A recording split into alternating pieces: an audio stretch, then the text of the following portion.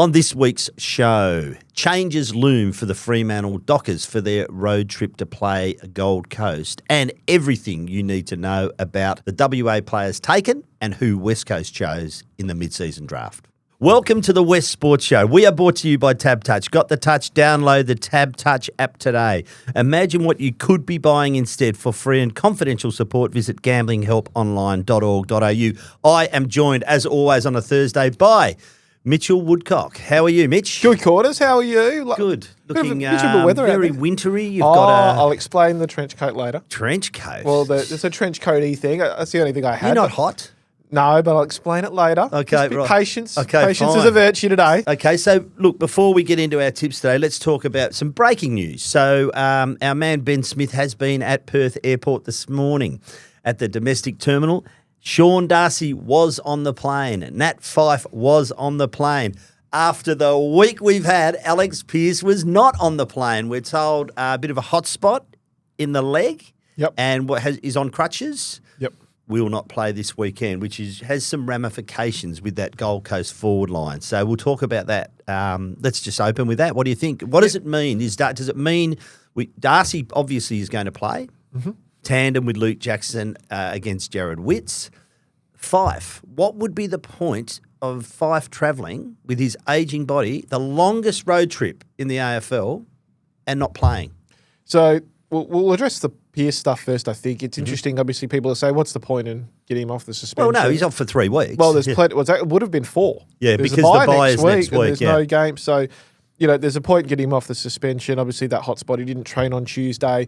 That'll reshuffle their back line enormously. Gold Coast have quite a tall forward line and could make it taller depending on selection this afternoon. Well, Walter, King, and Long in that. And potentially Ethan Reid as well if they really wanted to make them smaller, given that there's no taller, given that there's no Pearce, and really stretch that back line. That's the first point there. So that'll be interesting. Josh Draper on the play, and you'd probably think he'd go to Walter. Long, you'd think Chapman, and then Cox would get King. That would be my prediction. For Chapman, he is in good form. We'll get to that game in a little while, but they're interesting. So Alex Pearce misses this game, and then there's the bye next week. So you get a couple of weeks to recover. So that'll probably be there. The Fyfe question now, it's an interesting one, isn't it? Because, the assumption would be he would come back through the waffle, considering he hasn't played for about 7 weeks with that hamstring injury. Wouldn't shock me if he's the sub. Maybe they're trying to get him going. It's going to be wet. Maybe they're worried about bigger bodies. Well, I think if you look at that Gold Coast midfield, what their number one weapon is their centre clearances and their stoppage art. So and Matt Rowell, exactly. So you've also got Noah Anderson in there flying.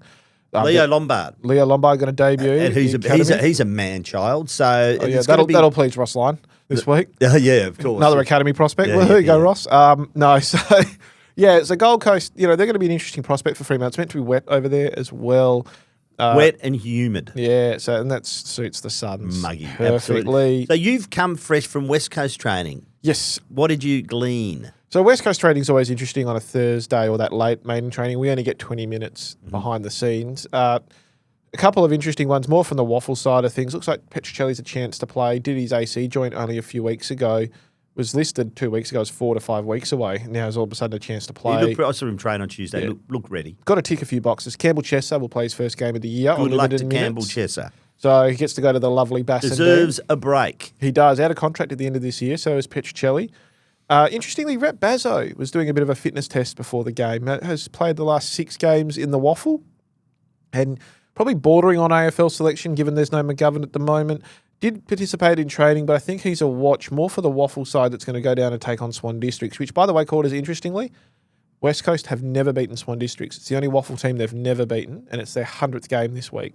So that's a watch for this weekend. In terms of the AFL side, I expect Jack Williams to get a recall, kick 4 goals against West Perth. So no last Archer week. Reid another week in the waffle? I think Archer Reid was playing that more ruck forward role. So I think if Archer comes in, it'll be at the expense of a Bailey Williams, which I think Bailey... And they're happy with Bailey at the moment. Bailey had a poor game last week, but he wasn't the only one. The 2 weeks beforehand, kicked 4 goals across those 2 weeks. So obviously Jake Waterman, that devastating injury. I reported on Monday the x-rays were clear, but he was seeing a specialist that afternoon.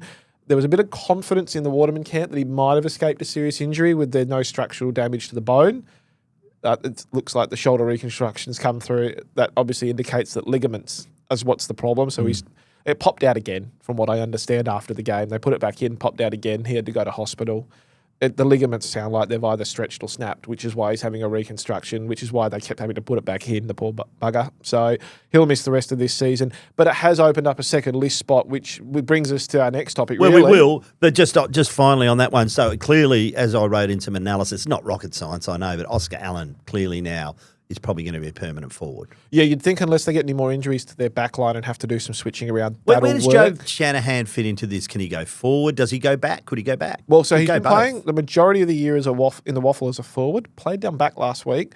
The kicking percentage for both teams last week in the Waffle, interestingly, was 57%. Joe Shanahan's was 80%. There you go. Okay. So he's a very neat kick. And to be honest with you, I've never seen an 18-year-old throw their body around like a Job Shanahan. I know you and I were both very impressed with him in the preseason. We were, yes. Him and Archer Reed. And Archer's obviously come on. Job's also, funny enough, pick 30 from last year. Archer was pick 30 the year before. So that'll be interesting. I think he'll debut at some stage. I think it'll be as a backman. I think they've switched him because of the McGovern situation. Bazzo should be around the mark. But Sandy Brock and Harry Edwards, I thought, have been really good in the past fortnight. And I like the way they're going about it, albeit, and we'll talk about this later, a big test against Geelong's forward line. I agree. We will talk about that. When you're on the go, you can save big bucks at Thirsty Camel bottle shops, Mitch. You're always on the go. You should go there to save some money. Shop the way you want, online and in-store. Head to our website or download the Thirsty Camel app today. There's convenience and great value every day for you, Mitch. Stick around for the mailbag later in the show. We'll be giving away a Thirsty Camel $50 digital voucher for this week's best mail. Always love the And mailbag. we've got some crackers, Mitch, I can tell you. Just, so as you mentioned earlier, it has opened up 2 list spots for West Coast, and they pounced in the mid-season draft yesterday, picking up Tom McCarthy and Jacob Newton. Tell me a bit about them both. So McCarthy's been touted for a couple of weeks now as the number 1 pick. Halfback, wingman, inside mid, originally out of Richmond's VFL side. Told me on Sunday night that he got moved out of the midfield because of the draft that the Richmond had last year and all these kids coming in. Got moved to halfback and has really thrived there. He's a rangy kind of guy, about 186 centimetres, can play a bit taller, but also can play a bit smaller for his size. He likes to run, he's got a neat kick and really good hands, averaging about 24 disposals a game in the VFL. Really suits McQualter's style. Interestingly, was playing VAFA a few years ago and then second division for Hyatt only in 2023. Got asked to go play a bit of Richmond VFL, mixed in and out of there, and then became a star. So, you know, it was working in Woolies not long ago and is now on an AFL list for the next 18 months at least. You love the Woolly Coles shelf stacking to AFL stories, don't you? My favourite one's always going to be Jai Cully and charcoal chicken. Oh, charcoal. It's never going to... But anyway, look, West Coast have a habit of debuting these mid-season draftees. Charcoal chicken now? No, he's back in Melbourne. I know, but they have a charcoal chicken there. I don't think he's at the Demons. I don't think he's working at charcoal chicken. Him and Christian What's the Petrarca. charcoal in hell? You know, with the demons. Him and Petrarca. I reckon he's probably helping Petrarca do his cooking on the sidelines. Might. Well, just as a supplement to rookie income. I'm not sure if working at charcoal chicken sort of registers you as a 4-star Michelin chef. No. But nevertheless. But I like McCarthy. So he's 24 years old? Yep, and I expect him to actually be around the mark to debut, not this weekend, but soon after. Don't forget Jack Hutchinson kicked 5 goals on debut for West Coast Waffle side last year. Out of the mid-season in draft. Northam, yep. And then 10 days after being drafted, debuted. The year before, Ryan Marrick, 11 days after being drafted, debuted. The year before that, Jai Cully, 16 days after being drafted, debuted. West Coast have a habit of this. Doesn't mean they'll definitely do it.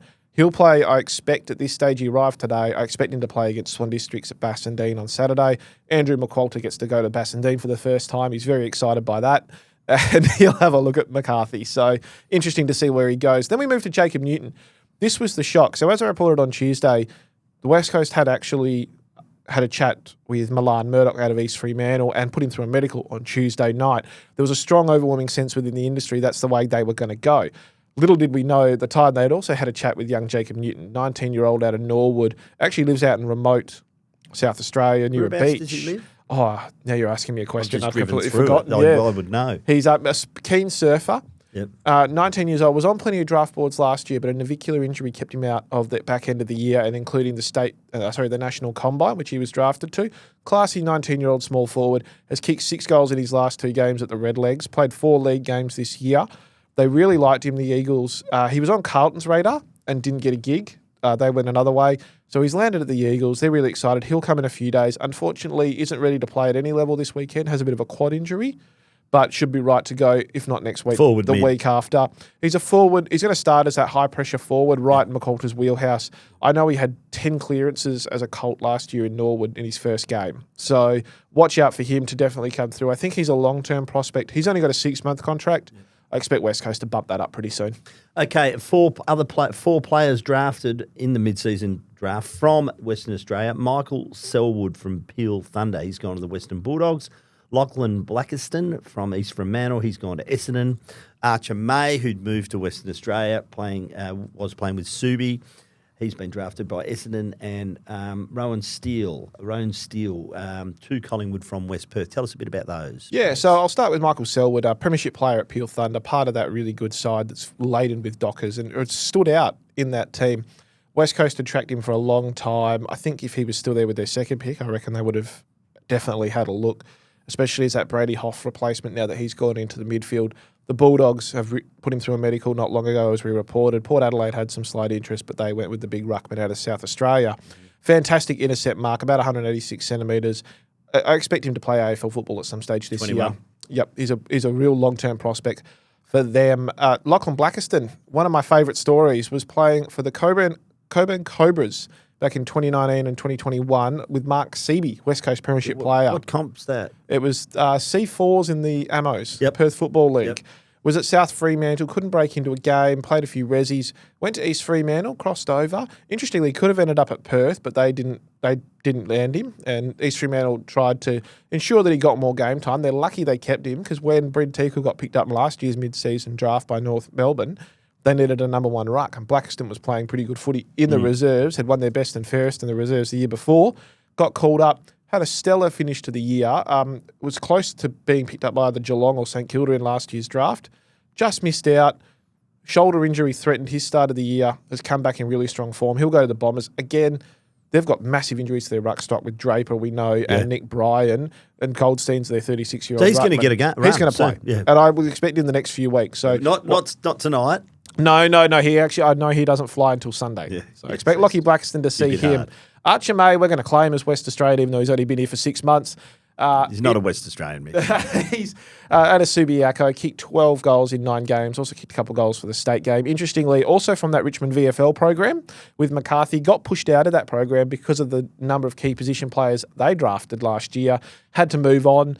Thought he'd come over here and have a crack. Excellent work from him. He was on a number of boards. Collingwood were desperate for him, but they had the last pick of the first round in pick 8, and he was just never going to get there. Nice size too, 198 centimetre. Yeah, and a really talented guy. Interestingly, playing for Essendon, his mother's partner, Dermot Brereton. Yeah. I wonder how that's going to go. Oh, it'll be fine. And then finally, Rowan Steele, another one from Victoria, crossed over to West Perth this year from the KC Demons. As I reported on Tuesday, had a medical with the Magpies while they were in town, taking on Fremantle, and they pulled a bit of a move that not many expected, Collingwood, and they picked him up. So he'll go back to Victoria now. He's had some family over here, including his sister and brother-in-law, and he'll now go back to Victoria and play for the Magpies. A really hard-running wingman, 23 years old, averaging 21 disposals. First game of the year, I watched him play against Swan Districts and was ultimately impressive. And Tyler Keitel, who I spoke to after the game, the West Perth forward, has played with some very handy players over the years at the Falcons. He said, Mitch, this kid won't be here by the end of the year. So that's how highly he was rated internally. And so not really a surprise to see him end up there. So really good 4 out of 18 for WA. I think that's a really good success rate for them. Good luck to them all. Hopefully, many of them will get their opportunities in the second half of the season. Bit of news breaking this morning, Mitch, in the AFL. So a bit of a restructure to Andrew Dillon's executive team. They're talking about splitting the football department. So Laura Kane, who's been the head of football, has been under enormous pressure. They'll be splitting, and her role will be taking care of AFLW, concussion, medical side of things. And there'll be a new position created as the football boss who will take care of the MRO and those sorts of issues. So that's going to be split. They're still looking for a COO. Simon Garlick's name keeps getting mentioned now. I know Simon reportedly has gone to his board at Fremantle and said, no, I'm not interested. We're happy here. I'm sure he is. But, let's just see what happens there. I'm saying the AFL can be very persuasive. I believe the AFL wants Simon Garlick. Well, Bryce, he's in their vision. Bryce Cotton was never playing in the NBL again Yeah, that's after right. he left the Yeah, Wildcats. So whether anything can happen. Simon might decide to stay, but I know the AFL are into him and will want him to join their team. And why wouldn't you? He's a very good right. administrator, and regardless if he goes or not, it's a massive compliment So to watch him. this space. Tom Harley's another. I mean, that position could well long term could be feeding into replacing Andrew Dillon ultimately. So that's a really interesting development. They need to restructure that. They're under massive pressure at the moment. The situation they had with the umpires a few weeks ago was diabolical. Yep. The match review and the MRO matrix is a shambles. Fixturing's poor. The relationship between the two broadcast partners is very funny at the moment if you're Brian Taylor. There's a lot of issues going on that the AFL have to look into. Always a lot of issues going on. But right now they're not handling it very well. And then Ross Lyon threw the academies up, and Nepo baby. Did you have to look that up? Did you have to Google it? No, I knew what a Nepo baby was. I've never heard the term. Really?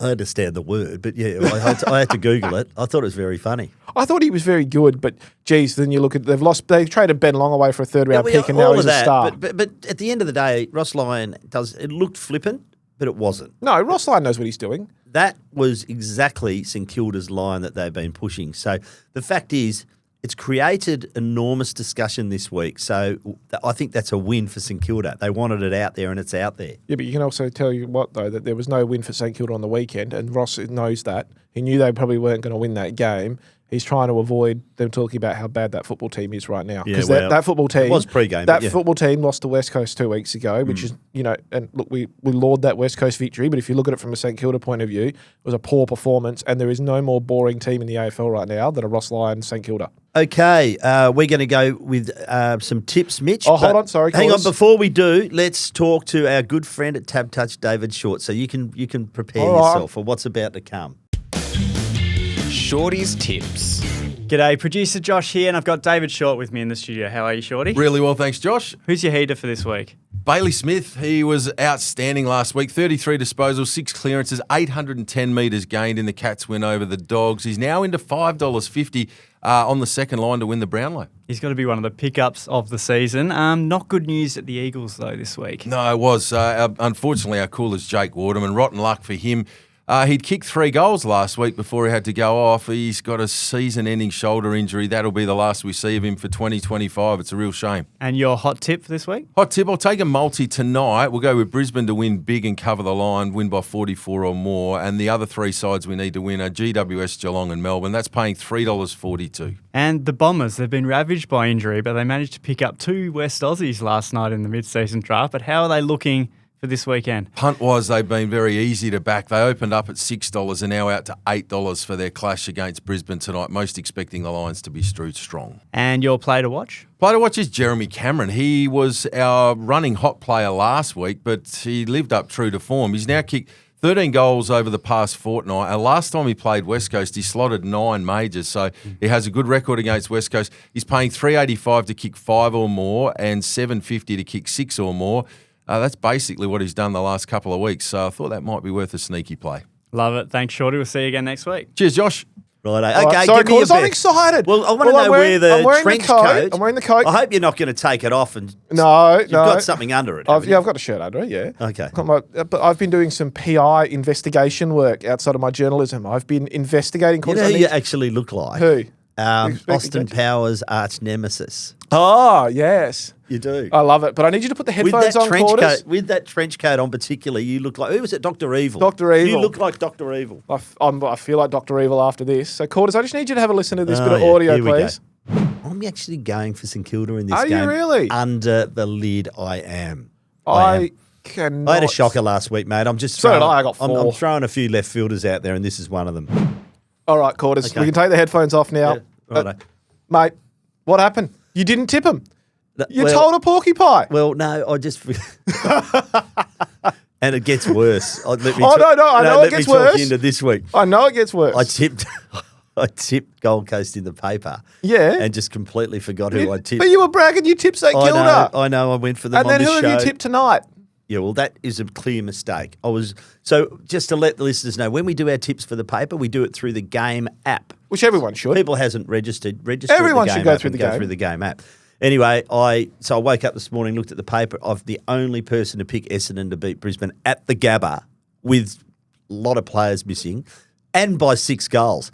Clearly, I looked at it and I was apoplectic. I was like, what? So I looked at my app and, yep, I've just ticked the wrong box. I've ticked Essendon. You put them together. You should have known. You should have rung me and said, are you really picking Essendon? Mate, after last week, I didn't know what you were doing. That's fair. By the way, Josh... That's fair. And I'm open to criticism here, so I will wear it. Our producer, Josh, is just happy I've done some homework for the pod this week. No, look, I've got to wear that. I've got to wear that one. It's a fair whack. And for the record, I have picked Brisbane, but the paper says that I've picked Essendon. So you're not as bad as our boss, Jacob Waddell. I'm going to give him a clip here. He changes his tips after they're in the paper. Well, I've changed mine in the game app. Yeah, I know. He does it too. And he's second. So really irks me. Well, on that game, he's going to sack me. Tonight, 5:30 p.m. at the Gabba, Brisbane $1.07. The team I've tipped, Essendon, in the paper at least, $8.50, Mitch. I got to get some money on this. You could be a genius. I could be. You've changed it, though, now in the game app, so it's not going to count. We know that Essendon's tall stocks are massively hit. Mackay, Reid, Langford, El Howley out this week. Brisbane possibly get Oscar McInerney back. Darcy Fort was very good last week against Hawthorn, so maybe not. He's been recovering from a back injury. Kitty Coleman, rested against the Hawks with back soreness, will be available as well this week. You know, mate, I think Brisbane will win this game. The only discussion point I want to have with you here on this one, Quarters, is there a world where we could be talking about the end of the year Lachie Neale as a 3-time Brownlow medalist? There is. He's coming home. He's not my favourite at the moment. No, I don't think he's the favourite. But we know he polls votes. We know the umpires like him. But he is coming Kicks home goals like a freight train right now. Yeah, I agree. If his form continues over the next 10 weeks to the end of the year and he doesn't get injured, I'm telling you now, he's top 5. He is. There is not a more cleaner player below his knees. I think he's top 5. Yeah, absolutely. He is flying right now. So look, I just imagine. Geez, the Fremantle fans would be hurt by this, but imagine him as a 3-time Brownlow medalist. It's a possibility before he retires. Yeah, I've got him up there. I've got Nick Dacos up there. I've got Zach Merritt up there. We spoke about that earlier in the year. Yeah, you were big I've been on that him for a long time. But I've got Bailey Smith ahead. Yeah, Bailey Smith's probably right up there with Nick Dacos, you'd think. It's not as if he doesn't stand out. But you wonder whether the umpires will...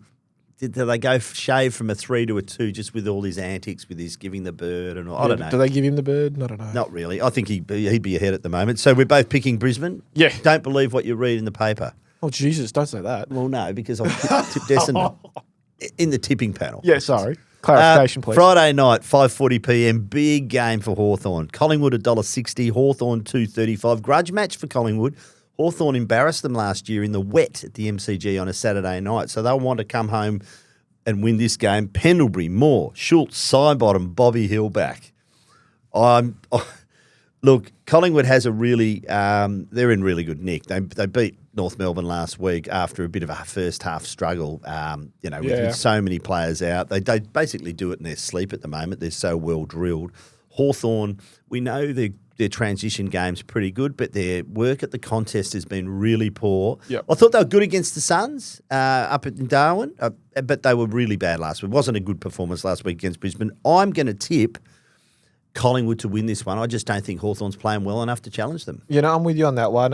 Hawthorn, the cracks are starting to be just open up a little bit. Did you see Sam Mitchell's presser yesterday? He got a bit snarky about the Sicily stuff. Sicily groin, yeah. He's quite... That's Sam fair. Mitchell's normally very cool, calm and collected. Yep. He's starting to get a bit narc. I think that the Fun Hawks, which they are, and you look at the social media stuff, I just wonder if there's a few big game for Hawthorn little this irks week. starting to come in, and I wonder if they're starting to take the game a little... Not they didn't take it seriously before, but I wonder if they're starting to concentrate a little bit more on the football than they are the outside stuff, because they've been very good up until the last probably month. And now they're a bit poor now. I actually reckon they were good against the Suns. I'll take that out. Yeah. But they haven't been great for the last month. But they haven't been the team that they were for the first 6 weeks. And they've got to get the contest right, mate. If you look at the midfield depth, it does fall away a bit. And Will Day being out really hurts them. I think he's probably hurt that side more than any player missing from any team. Yeah, but then you've got a problem with the depth in your midfield if you're relying on someone like that. So I agree. So I think we're both going for Collingwood. Yep. Saturday, 11:20 a.m, People First Stadium. We've just mentioned Fremantle flying without Alex Pearce, Sean Darcy and Nat Pfeiffer on the plane. Suns are $1.07, Fremantle $3. Leo Lombard in for the Suns for his debut, the man-child, and Mac Andrew very, very good defender, just under a cloud with an ankle injury. Yep. So that's really probably the only major change there. Interesting comments from Damien Hardwick this morning. He's been in the news this week. Never. About Shai Bolton. So we know Shai's spending more time in the midfield, has been really good for the Dockers. Dimmer reckons he is the barometer. He said, I think when he's in good form, they are in good form. We'll have a good understanding of him. We showed some vision of Shai at his best and what that looks like. So just wondering what they do with Shai Bolton. Do they sit someone on him? Oh, I think it could be a bit of mental games too from Dimmer. He would know Bolton best, given that coached him for so long. The challenge in this game is you won't meet a better contested side like Matt Rowell in that middle. The centre clearances they own. And you've got to stop those halfbacks in Noble and Rioli from being able to spread out there too. So you've got to really have a whole ground pressure. Sam Collins is probably arguably the best defender in the comp at the moment. Didn't mind his words on Ross Lyon this week either, by the way. Sam Collins. No coincidence they rolled him out when they were having a little tiff with Ross. He said, I haven't bothered with his opinion essentially since he delisted him, and now he's the vice captain of a very good side. Look, for me, the Suns, they should win this. For Fremantle, I feel like a 20-point loss is an honourable loss, but they can't go and do what happened at round 1 against Geelong, where that should have been a similar circumstance. This is a big, long trip. They're flying direct to Gold Coast. West Coast last year did what I did and flew to Brisbane and then travelled down the freeway. And tell you what, you don't want to do that. So, look, it's a long trip. It's a long flight. I'm tipping the Suns, but I'm tipping the Suns. The Dockers have got to put in a good showing. Yeah, I'm tipping the Suns. I think this is one when they looked at it at the start of the year, they probably thought, one, they're not going to win. Clearly they can, but I would have thought they'd pencil this in as a loss at the start of the year. NG Stadium on Saturday, 2:15 p.m. GWS $1.07. Richmond $8.50. Josh Kelly, a possibility to come in off a hip injury. Toby Nankervis will be back from a knee injury, just rested for the 1 week. Probably a straight swap for Samson Ryan. Yep. I give them no chance. I think GWS win this one comfortably. Yeah, I agree with you. Good to see the kid with the lid, West Australian's Darcy Jones from the Great Swan Districts Football Club signing a new 2-year deal as well. Stay at the Giants. Does any club do drafting better for what players can do and not for what they can't do than the Giants? They picked him so high up because they thought his pace is something they've got and they can work on the football. And he was a good footballer, don't get me wrong. But they thought... Well, Jesse had his problems when he joined that club. Exactly. But, and Jake Stringer, that's why I'm backing them to get the best out of Stringer, even though his body's letting him down. And it doesn't happen in the first year. Hogan, remember, his first year at the Giants was stop and start.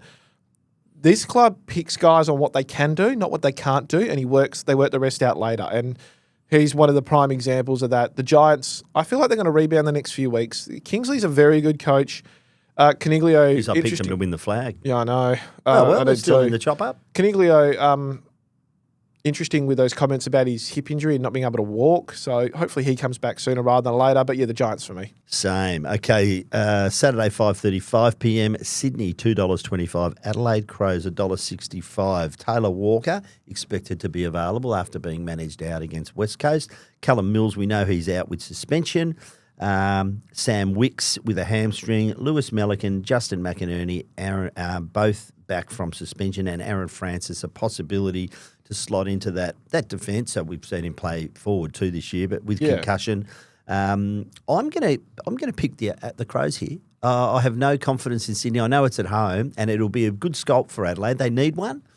Matthew Nix, their coach, just pulled him up at a midweek training session and just gave them a bit of a spray over Didn't there. He? Yeah. So what is it with Adelaide teams and sprays? We saw the NBL coach do that earlier this year too. They really love it. I'm going to go the Swans. Yep. I just think they're so inconsistent, but there's something about that home ground that just makes me wonder. And Adelaide are very tall, and I just wonder how that's going to work. See, the height in the Adelaide forward line worries me with the Sydney defence. So that's pretty much what I'm doing. Can I ask you, after watching Adelaide at the weekend live, Dan Curtin, what did Adelaide do with him? They played him a bit on the wing and a bit up forward. He can't get in the game. I saw him play mainly as a defender and a midfielder when he was playing for Claremont and the WA under-18s.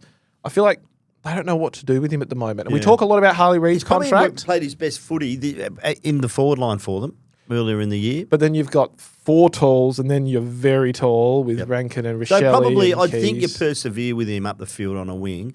Probably can't really find a spot for him at halfback at the moment. So I think that's his best spot. I'd like to see him go into inside mid. Okay. A little bit. I think Taylor Walker's still in good form, and that's the problem. We just talk a lot about Harley Reid's contract, which is understandable over here. Dan Curtin has the same contract and hasn't re-signed at Adelaide. So I just think that's a watch this space. Okay. Sunday, 1:20 p.m, Traeger Park. Melbourne, $1.50. St Kilda, $2.60. Possibility Jack Viney comes back into that side, and I'm wondering how that affects their balance because Clayton Oliver, who has had that run with Roland, and he's been performing quite well with it. What happens with Jack Viney does it disturb their balance? St Kilda, the only probably in will be Hugo Garcia, who was dropped, hit back with 27 disposals, 10 tackles and 9 clearances in the VFL for Sandringham Dragons. So any chance St Kilda in this game? Nope. St Kilda are the most boring side to watch. I love watching Melbourne at the moment. I think they're playing pretty good football. Petrarca's on fire. Oliver's going well. There's a bit of love there. Like you said, Viney back. Their forward line's working. I'm tipping the Demons. St Kilda bore me. And to be honest with you, the fact that Ross Lyon's thinking more about academies than he is about his own team at the moment tells you everything you need to know. This is all about the forward 50 this game. This is all. I know they've got a pretty good midfield, Melbourne, but this is all about Cozzy Pickett and how the Saints find a way to stop that forward line. We know St Kilda's not going to kick it long down the line because they do that from 19% of their opportunities, which is the second lowest percentage in the competition. So, look, I think I pick Melbourne with a fair bit of confidence in this game. Now, a bit more confidence coming back to tipping Melbourne, don't you think? Yeah, it's a bit nice, isn't it? It's a bit, they could genuinely make a charge for the bottom of the 8 at this stage. Optus Stadium, Sunday, 5:20 p.m. Don't you just love the Sunday evening games? Can you note the sarcasm in my voice? I don't like this time slot. Eagles, $6.40. Geelong, $1.10. No Dangerfield for another week. Koladashny's still out. I'm wondering, do they rest Jerry McCameron? He's no spring chicken. He's been in great form. Early in the season looked to be carrying something, but nothing's really curbed his play the last couple of weeks. But I just wonder if they do that. We know Jake Waterman's out for the Eagles. Massive blow to the Eagles forward line. Jack Williams, Archie Reid, Shanahan all in the mix. We mentioned before Rhett Bazzo and Oscar Allen to go forward more than likely. And do they find a spot for Clay Hall this week?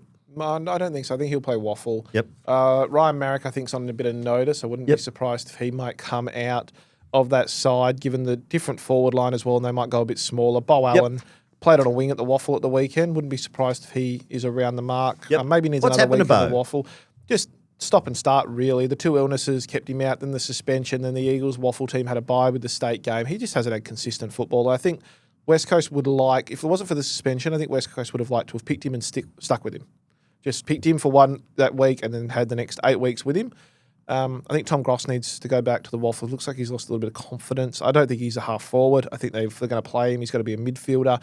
Noah Long, I want to see a month in the Waffle of really good football from Noah Long. He just doesn't look right. Still haven't told me why you're wearing the trench coat. Oh, that's because I was doing the PI.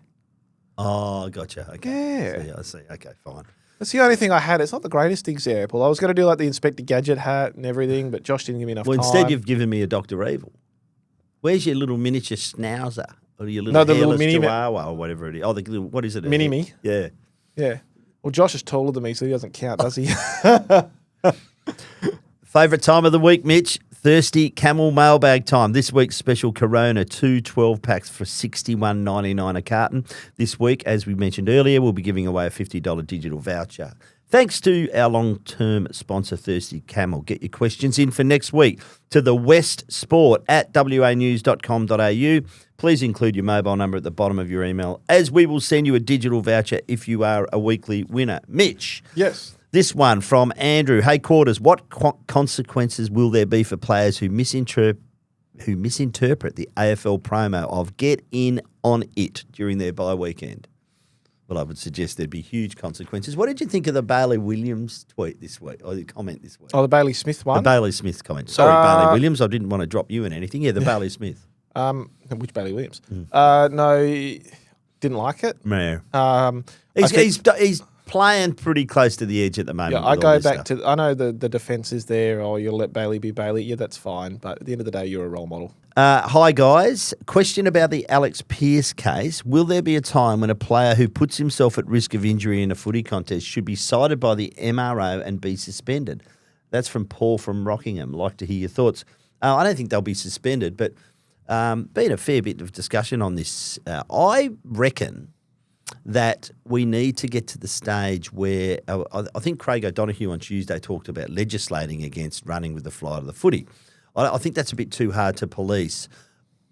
Can you coach it out of them? No, but we can play a role in the media. I think we've got to start giving players some allowances. And what I mean by that is if you take a couple of short steps, in the past you've been pilloried, haven't you? Yep.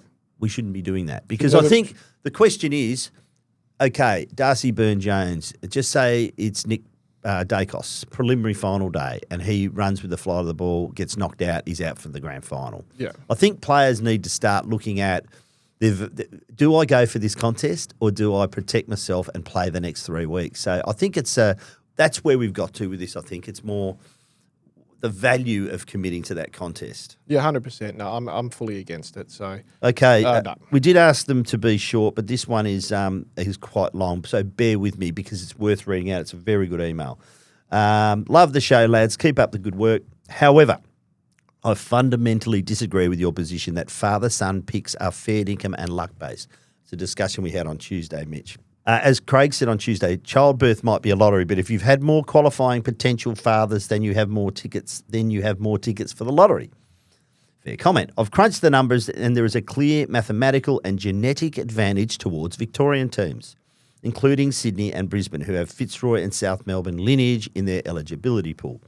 With some assumptions on reproductive age, 100-game eligibility, and counting from the first draft in 1986 till now, the Vic teams have an average number of potential fathers at 91.3 per team, 1096 former players aged 38 plus with 100 games.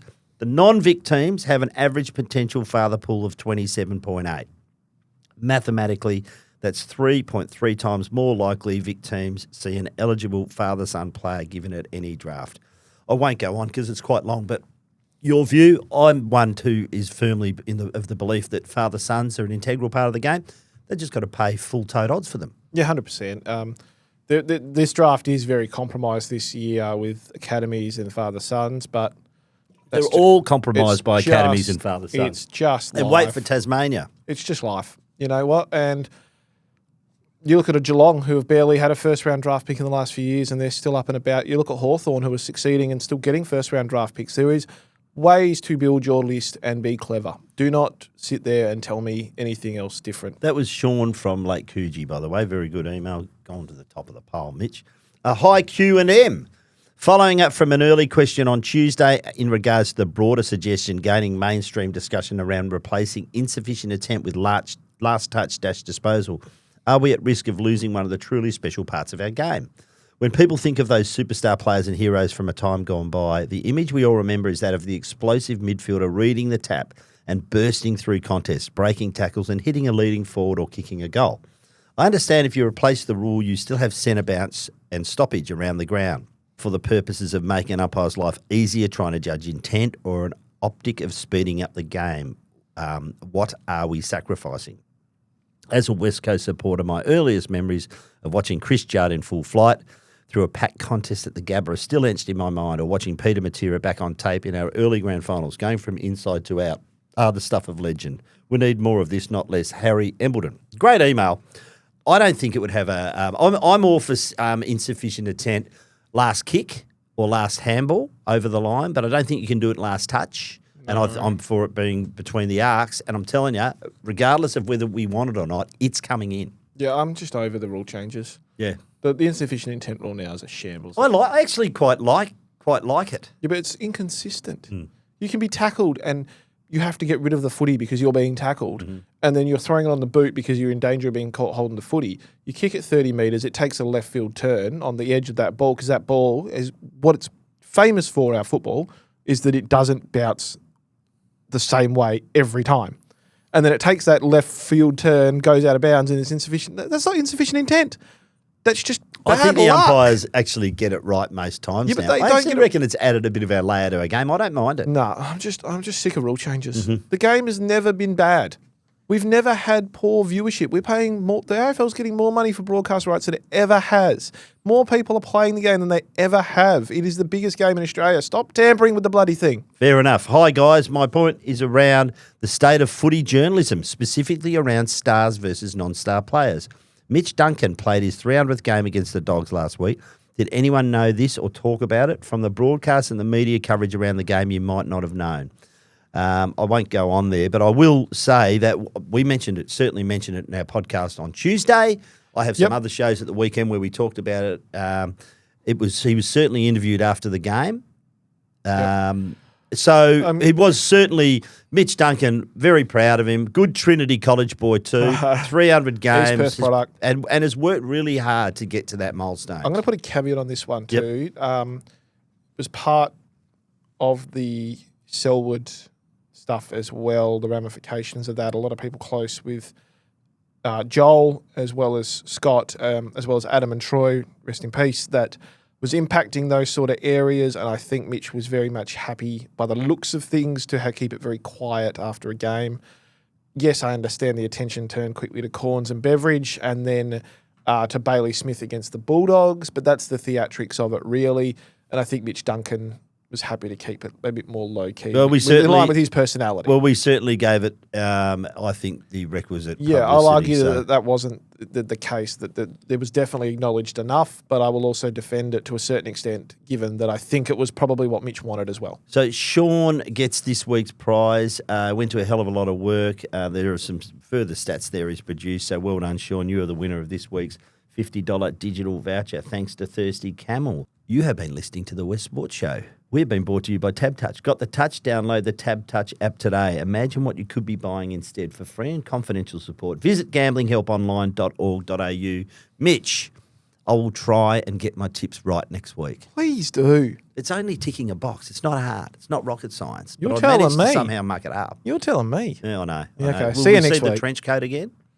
Or if you stuff the tips up again.